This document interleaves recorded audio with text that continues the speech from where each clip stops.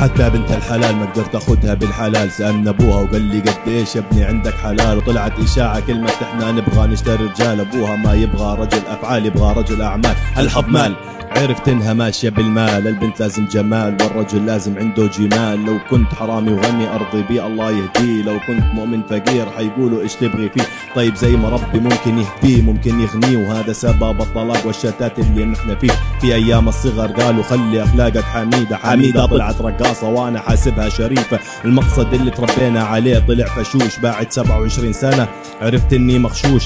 لسه قبل ما انام اقول ان شاء الله فيه، وتستمر المعاناة وكل يوم ارمي سي في. كم عشنا وشفنا كم دنيا مريرة لحالك ما تهتم، بس كله خيرة كانت غم في غم. صبرا جميل وبكرة يزول الهم. حتى بنت الحلال ما قدرت اخدها بالحلال. سألنا ابوها وقال لي قديش يا ابني عندك حلال، وطلعت اشاعة كلمة احنا نبغى نشتري رجال. ابوها ما يبغى رجل افعال، يبغى رجل اعمال.